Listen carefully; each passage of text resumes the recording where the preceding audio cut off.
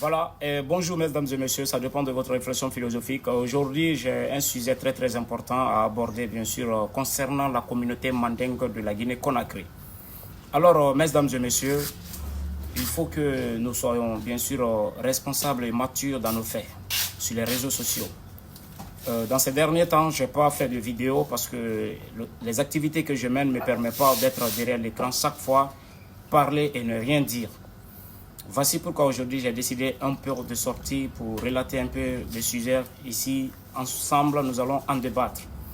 Et pour moi, dans mon cadre ici, je passe un message, bien sûr, de prise de conscience à la communauté mandingue. Ce n'est pas tout le monde, mais ceux qui sont concernés. Alors, qu'est-ce que je vais dire? Ces derniers temps, j'ai pas mal rencontré des vidéos sur les réseaux sociaux qu'ils veulent mettre en colère, bien sûr, la communauté mandingue entre eux, parce que c'est une communauté. Konianké est égal à Malinké. Malinké est égal à Konianké. Ça date depuis le XIIIe siècle. Ça, c'est pas nous. Du XIIIe au XVe siècle, ce sont les Malinké venus de l'Empire du Mali, venus s'installer en Guinée ici. Bon, concernant à la richesse des terres fertiles et le commerce, d'autres se sont retrouvés en Guinée forestière qui est les Konianké.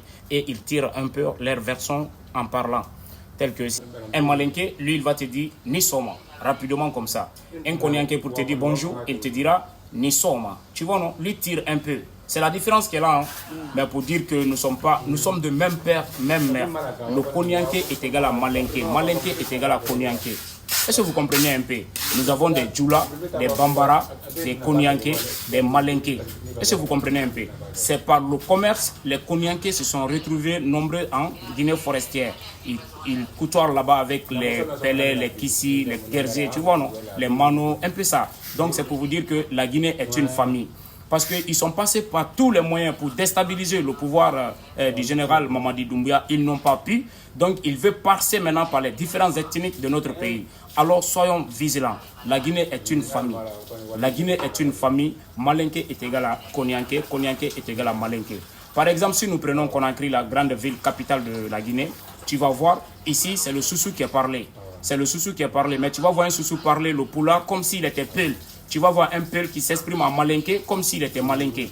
Un Malinké qui parle la langue Konianké comme s'il est Konianké. Le Mano aussi, c'est comme ça. Guerzé Kissi. Donc la Guinée est une famille.